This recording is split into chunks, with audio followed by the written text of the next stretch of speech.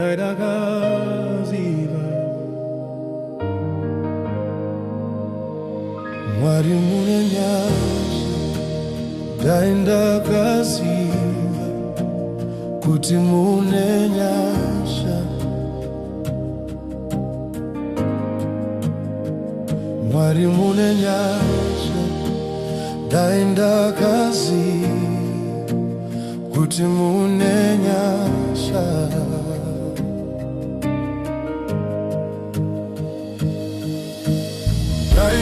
Ndaindakaziva kuti mune nyasha ndakakupfugamira kare ndaindakanzwa shoko renyu ndaimhanya kwamuri Ishe Ndakanga ndisingazivi ndakanga ndiri murima sei nakaramba vhangeri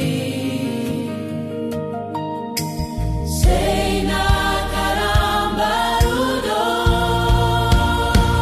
Ndaindakaziva kuti mune nyasha